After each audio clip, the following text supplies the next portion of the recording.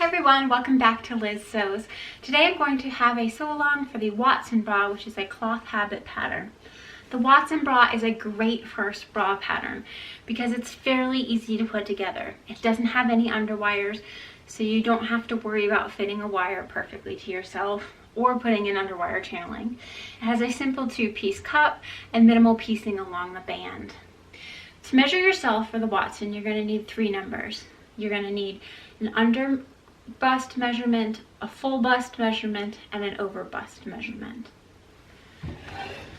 To measure your under bust, you want to take the band underneath your bust and make sure it's sort of parallel to the floor. If you have a bra on, this is going to be probably about like the bottom of where the bra hits you. Okay? The Watson bra uses a +4 system to determine sizing, which means since this is measuring at 32, I would need to make a 36 band because 32 plus 4 is 36. If you happen to be an even number, I would add 5. And if you're like a ½ inch away, so 32.5, I would round down to 32. The next number you're going to need is the full bust. So you want to go parallel to the ground and then over the fullest part of the bust. If you have a friend to help you out, it makes it a lot easier. So this is measuring 37.5. Lastly, you need the over bust measurement. Our upper bust. You want to keep the back of the measuring tape in about the same spot, but go underneath your armpits and then up and over the chest. This is measuring about a 36.5. Because the difference between your over bust and the under bust is 1 inch, I'm going to make an A cup. If you had 2 inches, you'd make a B cup, and if you have 3 inches, it would be a C cup, and so forth. The pattern set that I have, I believe, is a size 30 band through 40, and cup sizes A through I. Though if you are a fuller chested woman, I wouldn't necessarily recommend this as your workhorse sort of bra because it doesn't offer as much stability because it doesn't have underwires. But if you're just looking for a casual lounging around bra on weekends and nights or maybe sleeping time, that might be perfect if you have a larger chest. If you need any information as to where to find elastics and stuff like that, I'd like to send you to my other bra making video, Marlboro Day 1. I'll try to put a link somewhere in here. I just didn't want to repeat any of the information again. Also, if you need to find vendors, I'll have all of their information linked in the description box below. So here we have all of the pieces that are used in the Watson bra. You can see in comparison to the Marlboro, it's considerably less complicated. We have our wing or back band. We have 1 piece that comprises the whole front band, and then we have 2 cup pieces for each side. I'm using a scuba fabric.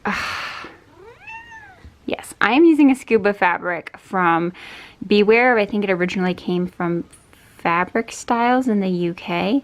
It's quite firm, so I'm not going to line this bra at all because I don't think it needs it. You see, I have a couple of other examples here where I've used scuba fabric. This one is again from the same company, and I have not lined it. I just left it as is.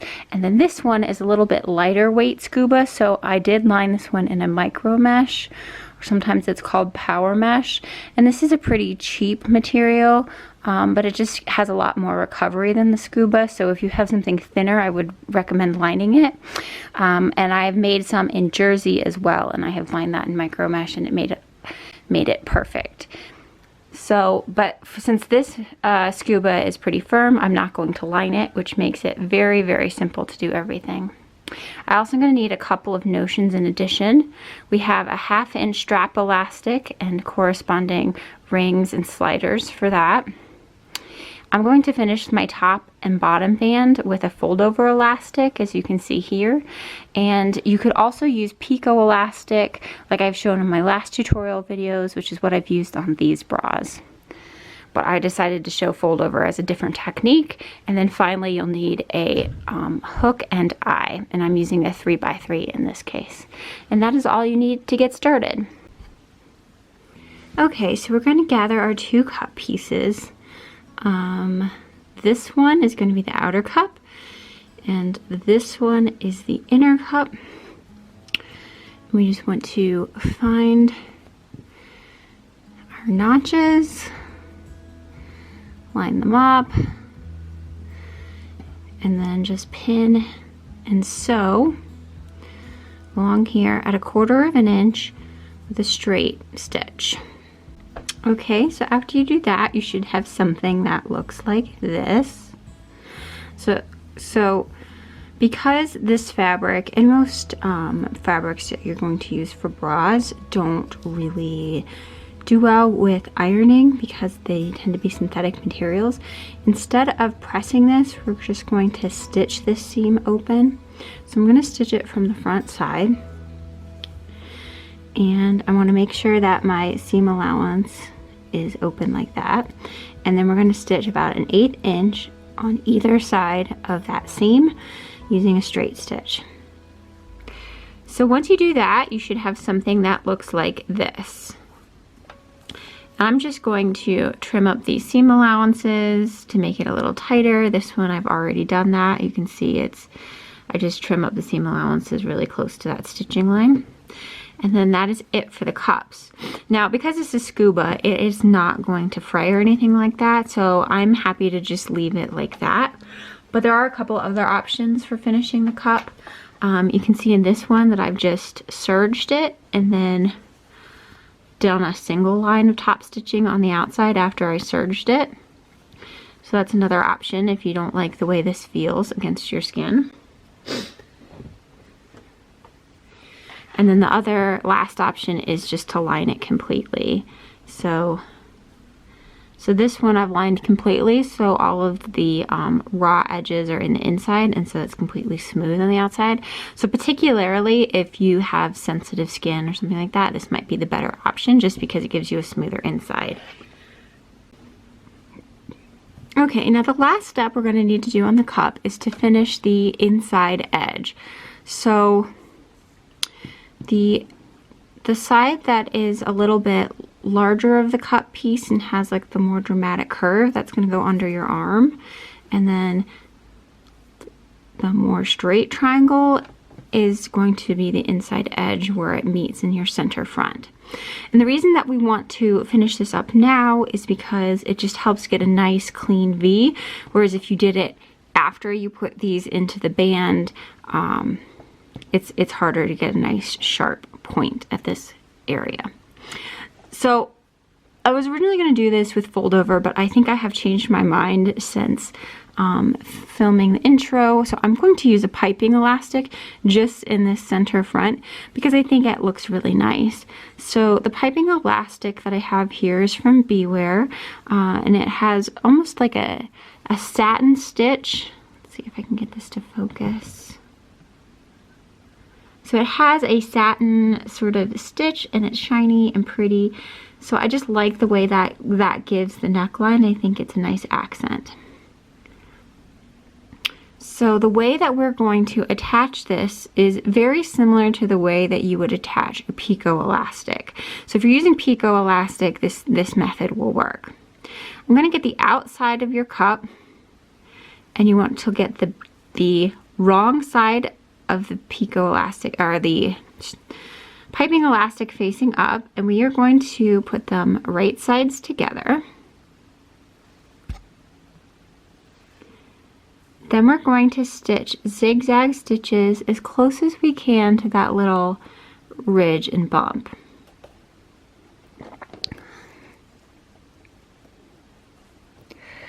Okay, so I kind of like to have that ridge or bump just on the inside of this part of my foot. I think that helps me get a good guide. And then I want to have the flat edge of the elastic sort of lined up with the edge of the fabric. So now that I've sewn it on, it looks like this, and you can see how the points of my zigzag stitch just come to the edge of where that piping bumps out a little bit. And when you turn it around, it's gonna give you a nice clean edge like that. So I'm gonna look at the wrong side of the fabric. We're gonna fold it over, And then we're going to sew another line of zigzag stitching as close to this edge as you can get.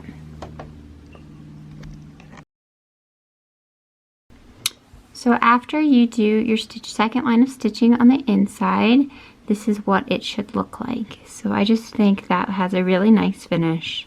Very happy with how that turned out. So now I'm going to make just a couple alterations right here because I'm going to be using a fold over elastic. This pattern is meant to use picot elastic in the underarm, so they intended for this to sort of be folded in on this side as well to make your strap attachment. But fold over elastic doesn't really use up any of this space. So while I have the cups free, I'm just going to trim a slight amount here because I want to make sure that my strap attachment is thin enough. And then I'm just sort of going to blend that back into the curve. So, looks like this. So now that the cups are done, we're just going to set those aside and then work on the band. So I am using the long line version of this pattern just because I think it looks better on me the way that my shape is, but they also have a regular line version as well that ends about like, you know, where a normal bra would. So it'd be like this. So, but you know, everything is exactly the same no matter which view you use. So we're going to take our wing pieces and just line them up on the side of the band. You want to make sure that this scoop is facing up on the same side of where your cups are going to go, because this is where your strap is going to attach later. So this, again, using a 1/4 inch seam allowance and a straight stitch. And we're going to do that for both sides. Okay, so this is what it should look like after you do that seam.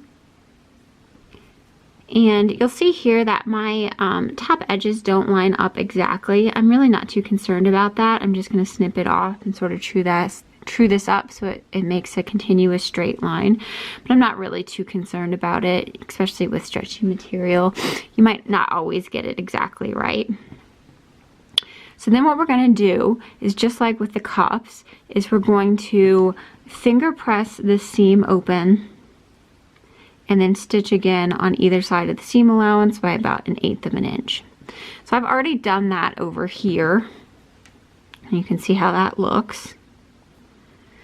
And on the inside, it looks pretty clean, so I am happy with that.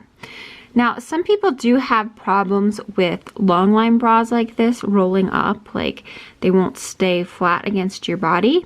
And if that's the case, you can buy some plastic boning, like Ridgeline or something like that. Most fabric stores will carry a plastic boning, and you can just start in plastic boning into these side seams or side, seams. And that will help keep the bra staying flat against your body and not like rolling up. I don't have that issue, so I'm just going to leave it like that. So let me finish off this other side and then I'll come back. Okay, so now it is time to start putting the cups into the band. So a good way to remember is, again, your trim is going to be on the inner edge. We're just going to line up all of this, and there should be a notch mark in your band, which is where this seam allowance is going to meet. So we're just going to sew this curve with a straight stitch and a 1/4 of an inch seam allowance. You can pin it, but I find for me to have, when I'm having these two different curve shapes, it's easier for me to just do it without pinning, so I'll show you how I do it. Okay, so you should have a dart transferred over from your pattern that'll be on the point of your band piece. I actually forgot to transfer it, but it is about 1/4 of an inch in. So that is where you want to start your cut piece.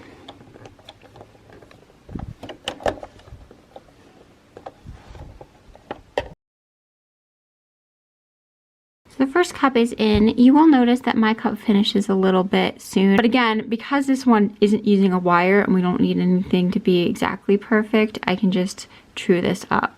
And I'm probably going to snip this on a straight line from that point all the way to this point over here. Okay, now I have the second cup sewn in, and when we flip it out, we see that we have a nice sharp point in there.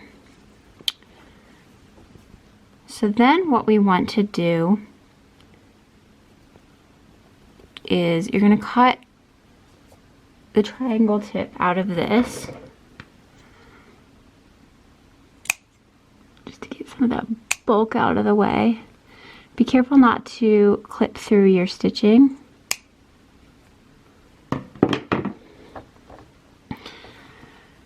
And that'll just make it a little bit easier. So we're going to top stitch about 1/8 of an inch down from this cup seam all the way around.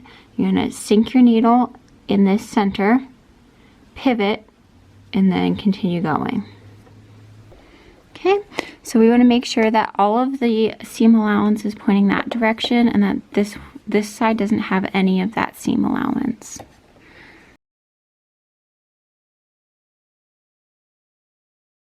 And you should have something that looks like this. You can see that I have just gone through with a rotary cutter, as I had said, and trued up this edge so it's all smooth line. So this is the fold over elastic. It has like a shiny side and then a matte side. You can use either one. I prefer to use the matte side facing out just because I think it looks a little nicer.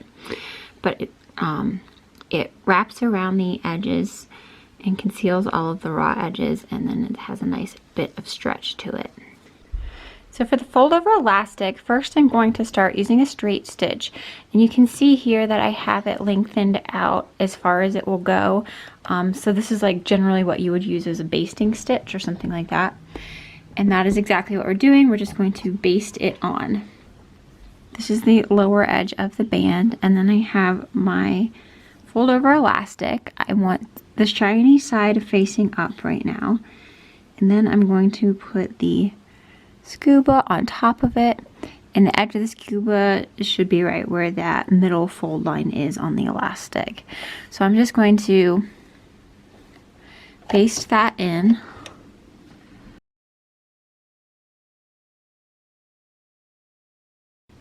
Okay, so now that we have that basted in, I'm going to switch over to my zigzag stitch. I want to make it about 1.5 wide and about, yeah, say 1 millimeter long. Okay, so I'm just going to take this elastic and fold it over. It actually helps if you give yourself a little bit extra tail on the end to hold it folded down, but I forgot to do that this time. So we're just going to start sewing this on.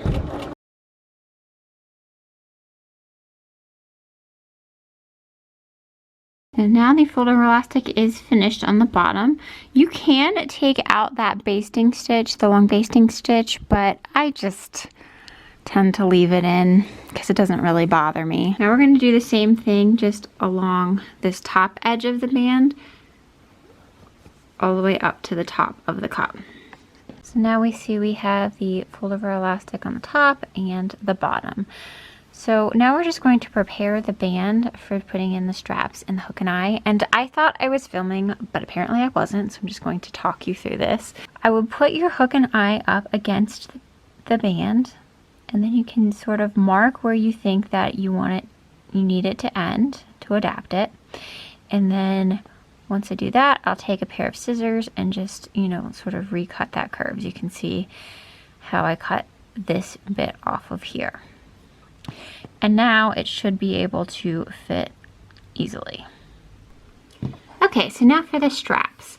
I've cut my strap to about 17 inches. The Watson cup comes up pretty high, so that should be plenty of space. And it's nice to be able to get straps out of just a yard. So I'm going to take my strap And let's see, this is the plush side, and then this is the side you want to have facing out. So I'm going to take my slider and I'm going to put it through one end through and out the other. Okay. So again, this is the wrong side, this is the right side. And you want to have the right side facing out through the slider, like that. And then I'm just going to sew back and forth about 4 times there. Okay, so this is what it should look like. This is the right side of the strap. And here's the wrong side. Then we're going to go to the other end and thread our ring through. And take that other end. So here we have the right side. Make sure we still have, okay. So we should have both right sides. Make sure it's not twisted or anything. And you're gonna thread that back through, up and down. Okay. And that is all you should have to do to make an adjustable strap. Okay, so now we're going to take our back band piece and the scoop that we've made. We want to line our strap up with the edge, and then we're going to sew a zigzag stitch. And when it's finished, it should look like this. And then I like to trim off some of this excess as well. So you want to make sure that your strap isn't tangled or twisted. You want to come around to the front of the bra and put this through the ring. That's why we thinned this up earlier, because if we didn't, it would have been quite thick. As it is, it's still pretty thick, but we can deal with it. We're just going to stitch this with a bar tack or back and forth a couple of times to secure the ring. Okay, so I have just done a straight stitch back and forth on there. So if you have your bra laying with the wrong side facing you, you're gonna wanna put the eyes on this side of the bra, and you wanna put the hooks on this side of the bra. So the way that the hooks are going to go in, you want to look at the right side of the bra, and then in mine you can see there's just a little pocket or envelope, and we are going to slide that in.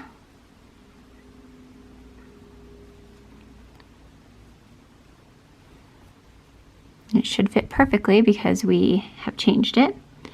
Then we're just going to zigzag stitch.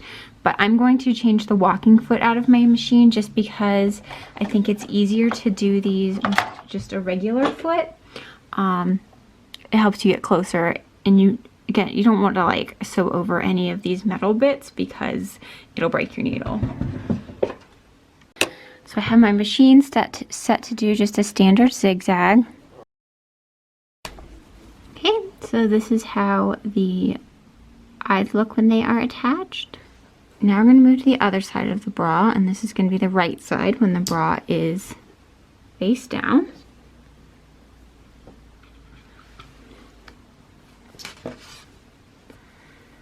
So you want to look at the right side, and then you want to put your hooks on like this. You want your hooks facing into the bra. And if you're not quite sure, you can just keep looking at your eyes and think, okay, yeah, this is how I want it to be. So just like the other side, we have a little bit of pocket there. And we can just slide this material in. It should fit. Looks like this side is a little wide, but just sort of ease it in. It's fine. And then you will zigzag on this. So for this one, you're going to want to zigzag from this side just because you want to make sure where your hooks are, you don't want to hit them with your needle. Okay, so you see I have my foot butted right up against where these hooks are. If you have like a 1/4 inch foot, that makes it a lot easier. But since I'm using a zigzag stitch, this is the narrowest foot that I have that still accommodates a zigzag stitch. You could use maybe a zipper foot and a straight stitch, but I just think the zigzag is a little bit firmer. It holds a little bit better. And there's obviously going to be a lot of tension on this spot. I hope you guys all have a finished bra that looks a little something like this. Now it's time to do your happy dance. I'd love to see all of your finished products. If there's another bra pattern you'd like to see demonstrated, please let me know in the comments section below. I'm planning on doing about 1 bra tutorial a month. I think the month of March is probably going to be the Fenway bra from Orange Lingerie, but if you have other patterns you'd like to see, I'd love to hear it. Well, I think that's it for now. I'll see you next time.